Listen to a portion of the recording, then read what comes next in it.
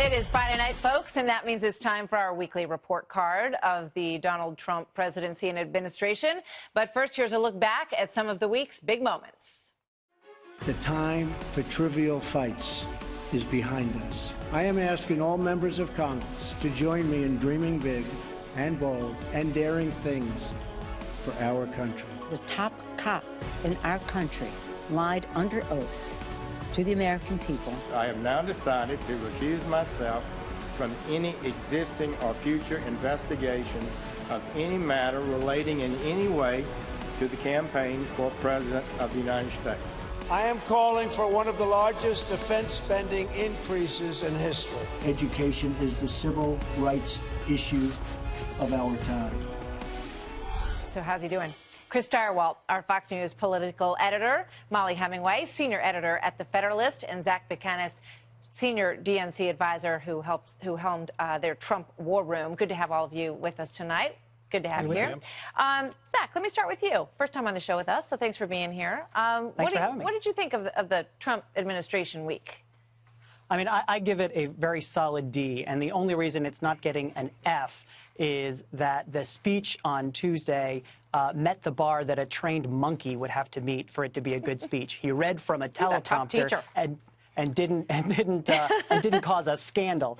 So that's why he's getting a D. But within less than 24 hours after that speech, he was mired yet again in more scandal involving Russia, when we learned that members of his administration were in communication with the Russians at the same time the Russians were helping him get elected, and that's why he gets a D. Professor Stirewalt. Well, after Zach, I mean, I feel like I'm going to be. You feel like super easy. I'm the Rocks and Jocks class. Yeah, exactly. That's exactly what I was looking for. I knew you'd come up with it. So look, it was two administrations in one.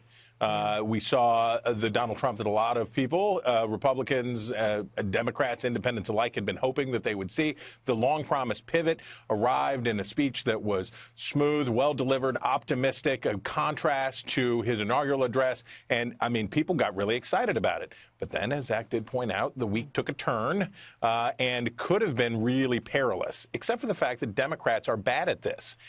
They overplayed their hand with Trump and gave him and Republicans an opportunity on the question of the Russia stuff by making it seem like there was something bad happening here with Jeff Sessions. They overplayed it a bit. I'd say I'd give Trump and the administration a C for the week, and basically an A and an F, averaging out to a C. Very tough graders tonight. Let's go to the Western Civ teacher, Molly Hemingway. Molly, what do you think? The speech was masterful. It made his critics, who say he's unpresidential, look like they themselves were unhinged. He communicated his message. A ton of people watched it. The market responded really well. The Sessions thing, I thought Sessions handled it pretty well, and he put the issue to bed very quickly. The White House itself, for seeming to understand how big of a problem the media are and how much the Democratic industrial complex is in bed with the media, they didn't push back as much as they could have, and you would have liked to have seen more fight, and there would have been nice to see a little bit more fight from Republicans on the Hill. But there's also the issue of staffing the administration, and staffing it with people who aren't just high quality, but who share the vision of the Trump administration.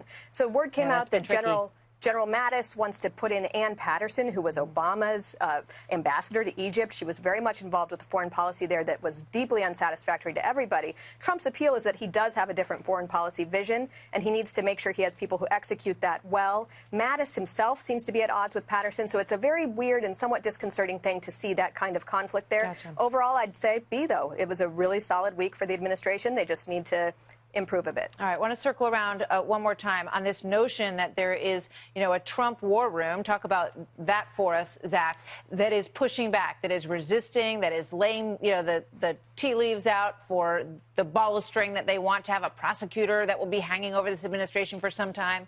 Truth to that?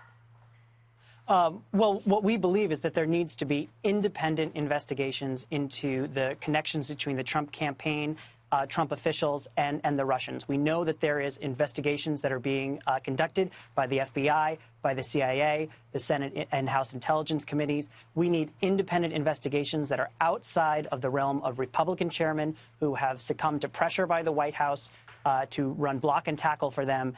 So you don't think the FBI and the CIA are up to the job? The FBI reports to the Department of Justice, and the Department of Justice has shown that they are shills for this White House. And I've never heard that before. Chris, what do you think? They got to figure this out. They got to stop having Russia stuff come out.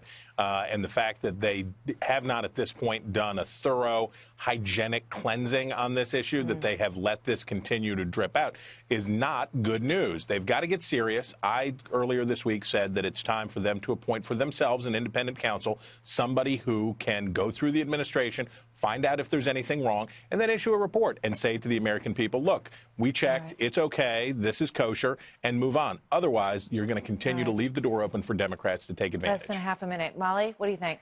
Well, obviously there is an orchestrated campaign to send a message about Russian meddling, and Zach knows that well. It goes back to the campaign. What's also true is that so many of these stories have been shown to be completely fraudulent, such as that there was a private server that was connecting with the Kremlin. So the White House does need to be more aware and also be aware of how the Obama administration has put in has tried to make it so that they could have a special prosecutor here. There are lots that the Trump administration needs to know. Thank you, guys. Great to see you.